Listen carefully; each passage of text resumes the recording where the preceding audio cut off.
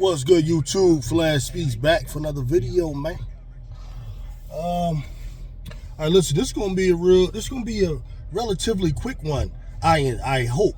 But it's in response to a couple of slick talking individuals, who come up in in my videos and say things. I don't even think they really listen to the whole video. They just think they making little points, and that these points bother me or whatever. All right, real quick, and it's usually related to when I speak on either Caitlin Clark, Indiana Fever, Iowa, those types of subjects, and those things that are connected to the conversation surrounding her. Not necessarily her, but the conversation surrounding her, the nature of their fans, and so on and so forth. All right, let's just make a few things real quick, right? If you are attempting to throw me into a box, someone like myself, into like a box, you're going to fail more than likely.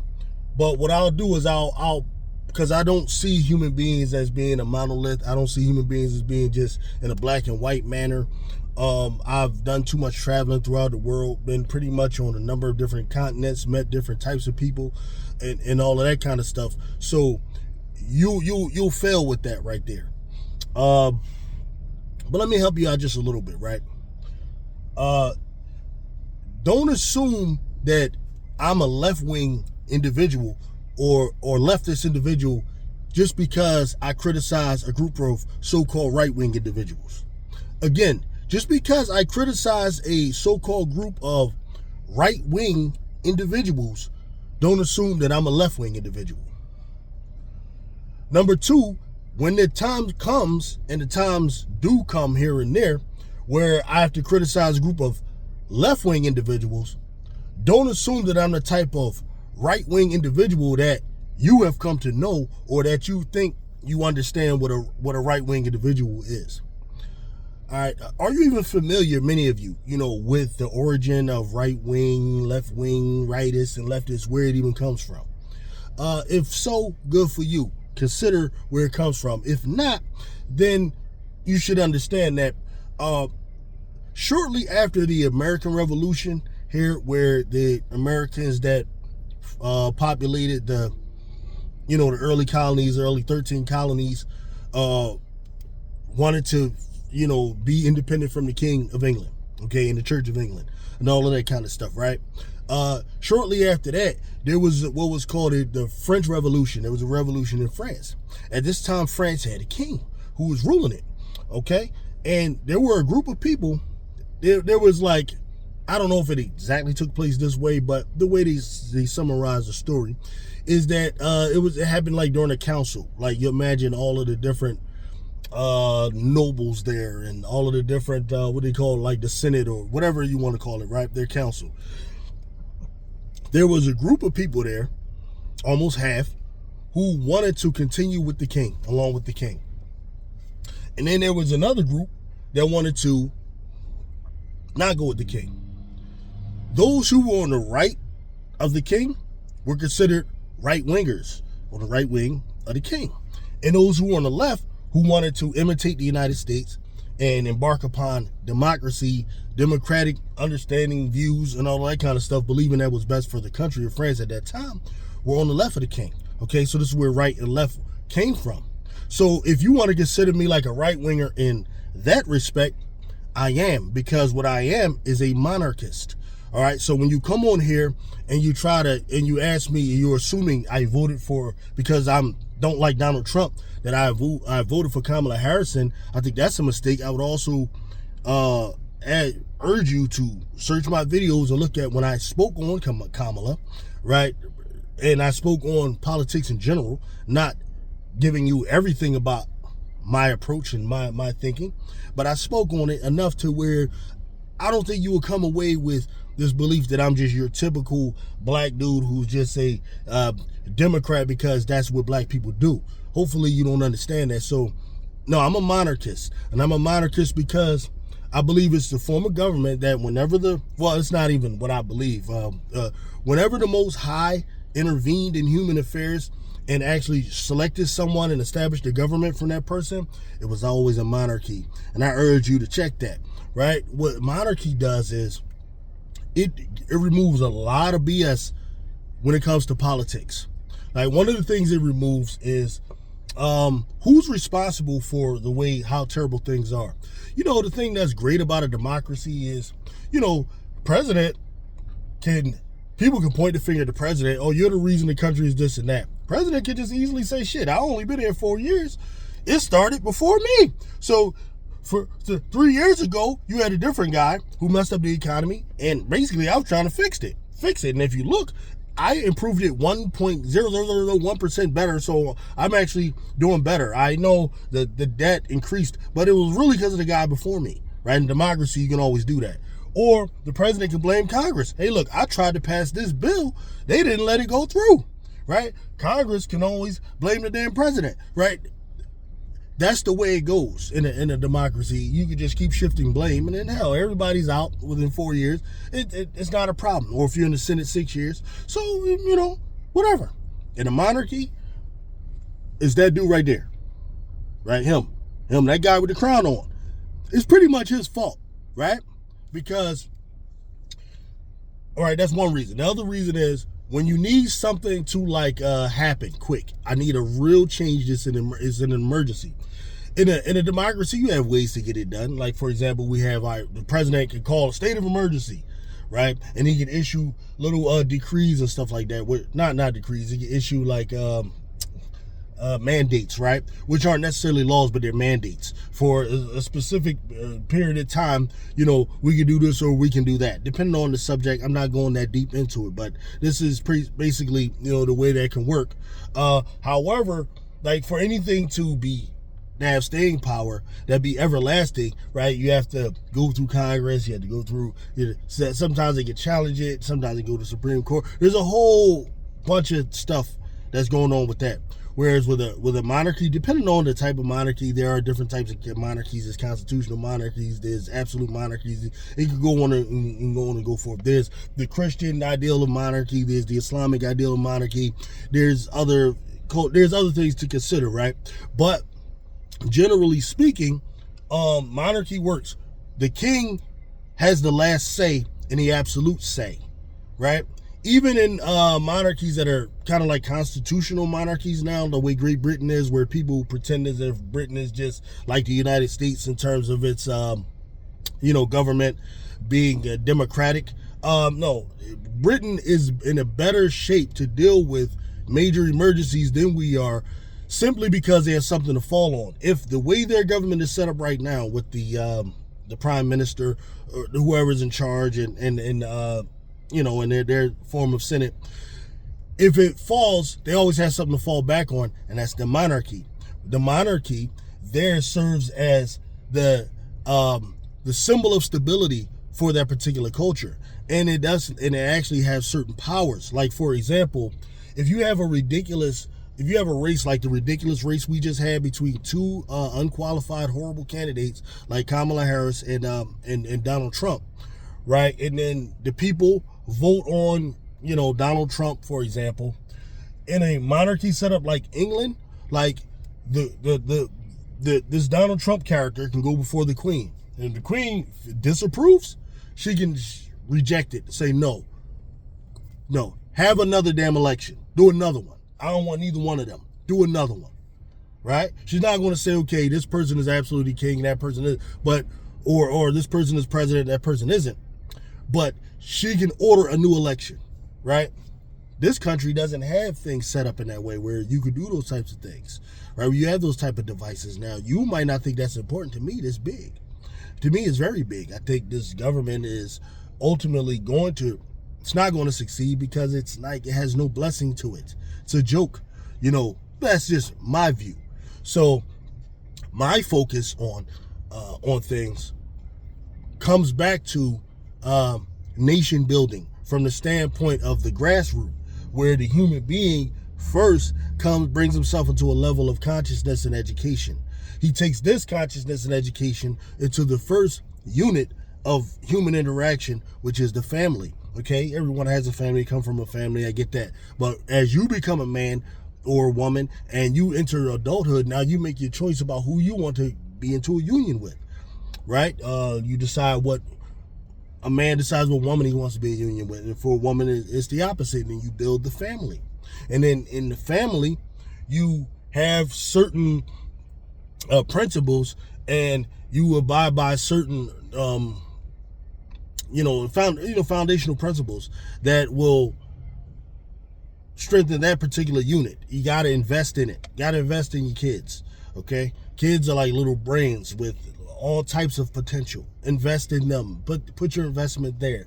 And then from the family, you work on tribe. Okay, our tribes are all messed up, but we as a people, and this is everybody. This is even Europeans and everything. But I'm more familiar with my particular people. We're tribal people. We're tribal people. And that's a big part of the problem that we're having right now, is that we've been separated from tribe and so on. So you got to have family, you got to have tribe in order to have nation, right? Because children are supposed to be raised by a tribe. When you go out and you vote, if that's what you want to do, you should be voting as a tribe. When you go out and build, when you use your money, it should be spent as a tribe. And this is what you want to rebuild. And right now, for those, I know this is unfamiliar for a lot of us, but your tribe is basically your extended family, right? You have your family, and then when you talk tribe, you start talking second cousins, third cousins, fourth cousins. They go back to a common ancestor and so on. And this is how you kind of build. But also in the tribal system, others from outside can actually join your tribe. The people can be adopted into a tribe. They can be married into a tribe, right? Marriages should be strategic. You should be marrying your son or daughter to someone who is coming from a tribal situation, so that now we become a mega tribe. It should be this type of thought pattern that goes into building something that's going to actually stay and last and be formidable on any stage, whether you're talking about just the economic stage or you're talking about in the political arena, right? We are not respected right now as a people because we don't have a tribalist mindset, right? Many of us are too bought into the American dream of the individual. The individual is just like the idea of the lone sheep that just stays away from the wolf. When the wolf comes and attacks, when the wolf is hungry, right? He's looking for the sheep that strays. The motherfucker that thinks, I'm just this individual. I think to myself, forge your own way and all of that. That's just weak. That's just weak.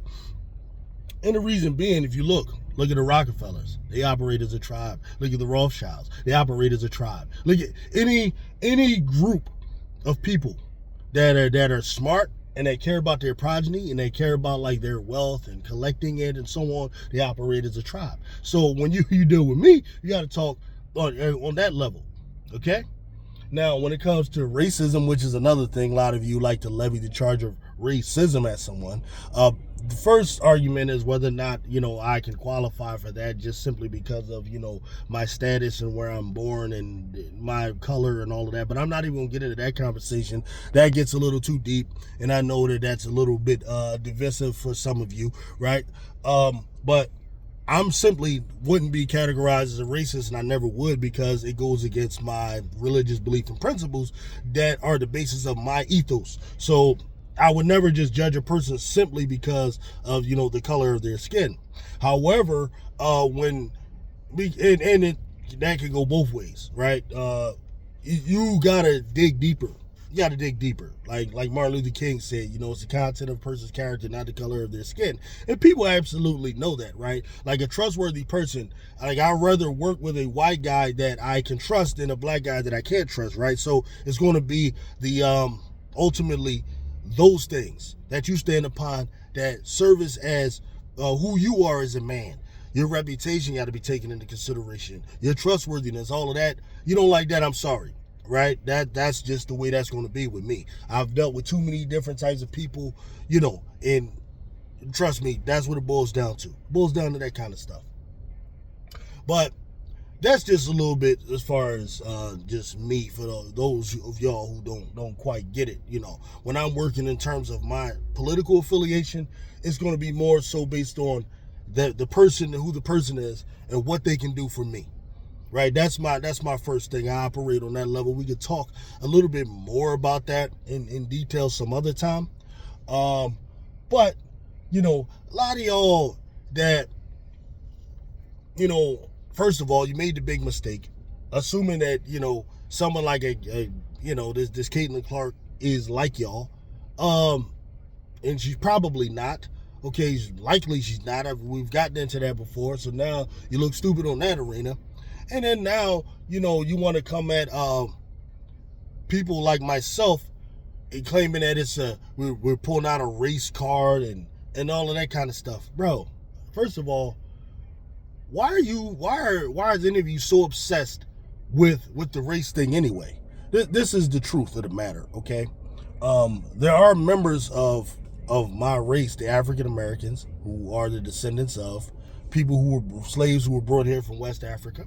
This is not something I dispute anymore. The people who want to argue it, we can do that as well, because there's a lot of blacks who just refuse to accept these things that have happened.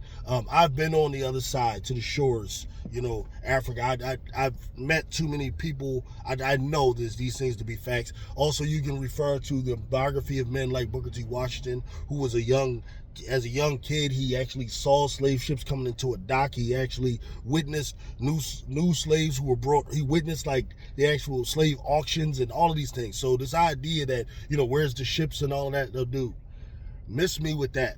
Go read, look more, read more. Read the biographies of Yaro Mahmoud, who was a great Fulani man, who was from West Africa, who was brought here as a slave.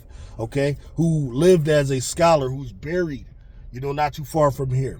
All of these, there's just too much evidence for that, okay, for people to be wasting time with all of that kind of stuff. That's number one. Number two, the issue of reparations as well, right? What I don't get is people who are non-black, and I'm not going to just say white, I'll include whatever you are. If you friggin' Arab, if you're Asian, if you whatever.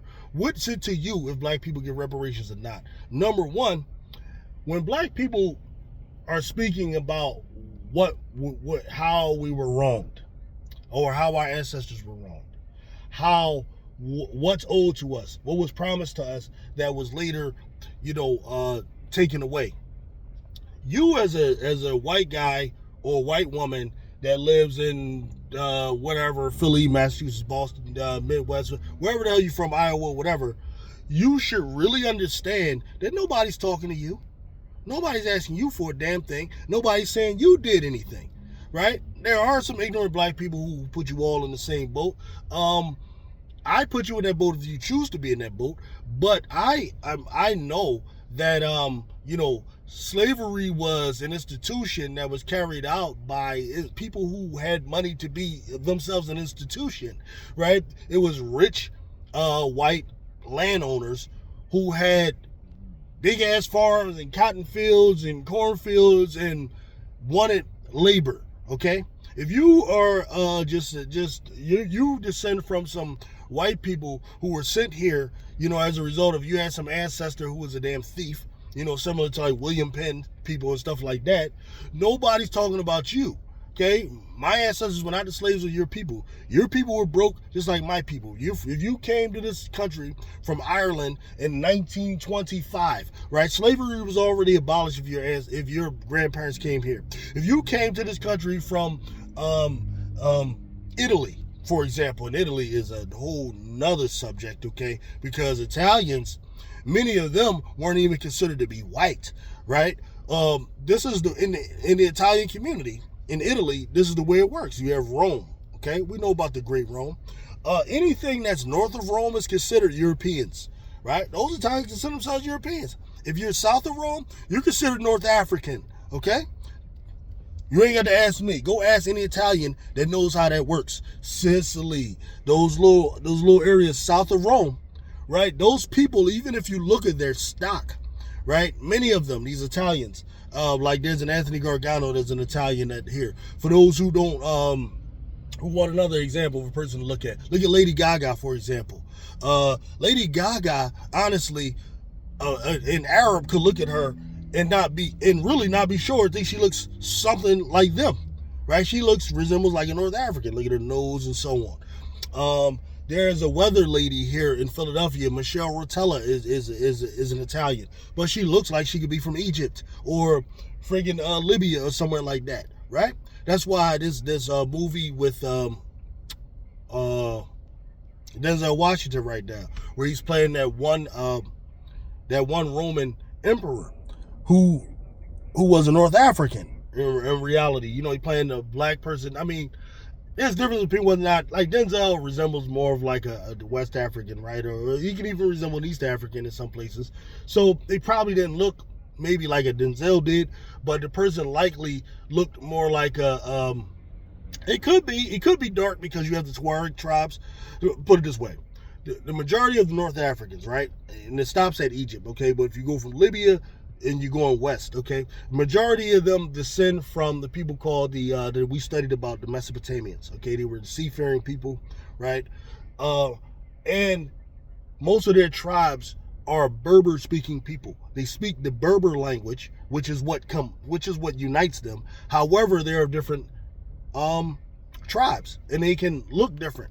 Sometimes a North African can look dark, and they can be Berber, but what there is called, there may be a Tuareg, okay? And then you have others that may be of lighter complexion, because when the Islamic world came there, the Islamic world by and large wasn't interested in that for the most part.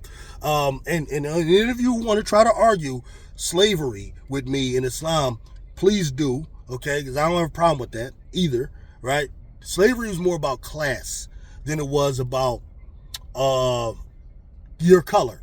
Only in the United States where your color was the absolute barometer for slavery. Okay? You want to debate that? You better bring your evidence, right? 'Cause I don't play games, and I'm reading evidence in either English and I'm reading evidence in Arabic. So I'm not playing. And so don't come correct, right? You bring Chancellor Williams, I'm gonna take that Chancellor Williams and I'm gonna shove it down your throat. Okay, and it's gonna come out your ass, right? When you go take a bathroom later. When you go to the bathroom later. It's not me bragging, it's just that I've already read Refutations of Chancellor Williams, read his little weak book, which he shows, he claims that people came through Africa and making them accept Islam. It's a lie. Okay? He has no evidence. He doesn't provide any dates of actual battles or anything like that. All right, so please with the Chancellor Williams work. All right, it's been refuted successfully. But at any rate, this is the case with the Italians. I'm getting all crazy and off track, but it's way more complex than a lot of y'all think here, okay? I know that many of you white people you're not descended from rich people. So when we talk about reparations, we ain't talking to you. So why are you going on Fox or anywhere and having an opinion about black people who demand reparations, which is something that's between the descendants of African American slaves and the U.S. government? That's what it's at, the U.S. government. Not you. Now, if you want to think you're one with the U.S. government, then we know you're delusional. Because if you're one with the U.S. government, there would have never been a January 6th that happened a couple years ago, right? Okay, so that's all I'm gonna say, man. That's all I'm gonna say. Learn your stuff. Learn who you are, right? Don't assume everything that's being presented on Fox. It's just the way it is. Because what I'm finding with people is, if you're a West leftist person, all you're gonna do is watch CNN, which is a horrible place to get your information from anyway. But this is what people are doing. People are too lazy to read books, so you're from CNN. And then if you're like a right-wingist person, you're going with you're just listening to Fox, and that's it. You don't see what's going on CNN, right? You're talking to a guy that takes both with a grain of salt, reads his own stuff, studies his own stuff, all right, and forms his own conclusions. That's what you're dealing with when you come here.